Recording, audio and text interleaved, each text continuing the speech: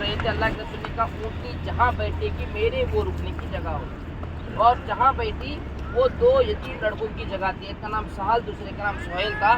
اللہ کے رسول نے کہا کہ اس کو خریدو اور مسلمانوں کے لیے وقف کر دو۔ ابو بکر صدیق رضی اللہ عنہ نے اس کو خریدا اور مسلمانوں کے لیے وقف کر دو۔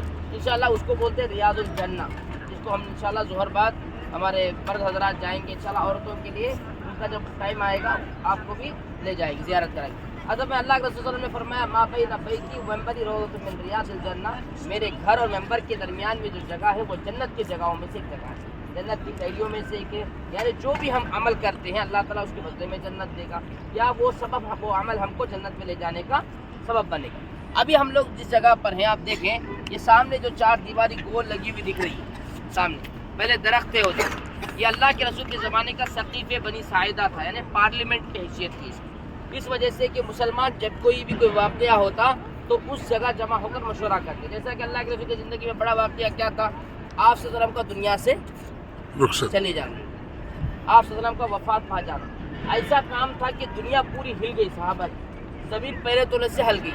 عمر رضی اللہ تعالیٰ عنہ تلوار لے کر کھڑے ہو گئے، کوئی کہتے ہیں کہ محمد صلی اللہ علیہ وسلم فوت ہو گئے میں اس کی گردن اڑا دوں گا۔ ابو بکر صدیق رضی اللہ عنہ گاؤں میں نہیں تھے، مدینے سے باہر گئے ہوئے تھے، وہ آئے اور اللہ کے رسول کو بوسہ دیا اور اللہ کے رسول سے کہا کہ دو موتیں اللہ تعالیٰ کو جمع نہیں کرے گا۔ پھر آئے تو دیکھا کہ سقیف بنی ساعدہ میں لوگ جمع ہو گئے، کیوں؟ اللہ کے رسول کے بعد خلیفہ کون ہو؟ تو اسی جگہ پر جو چار دیواری لگائے ہوئے ہیں، ابھی پہلے وہاں درخت ہے، وہاں ایک کنواں بھی تھا، اس کنویں کا نام بیر بضاعہ کہتے ہیں، حدیثوں میں آیا ہوگا۔ اللہ کے رسول سے صحابہ نے آ کر پوچھا کہ اللہ کے رسول جب پانی گندا ہو جائے، یعنی اس کے اندر ایسے ایسے چیزیں ڈال دیے، کیا وہ پانی کو ہم استعمال کر سکتے ہیں؟ تو اللہ کے رسول نے کہا کہ اذا کان الماء قلتین، جب پانی دو قلے ہوئے یعنی زیادہ ہو، اگر گندگی پڑ گئی، اس کا رنگ نہیں بدلا، اس کے اندر بو نہیں آئی، اس کا مزہ نہیں بدلا، تو یہ تین جو چیزیں نہ ہو تو اس پانی کو استعمال کر سکتے ہیں۔ تو وہ جگہ سقیف بنی ساعدہ۔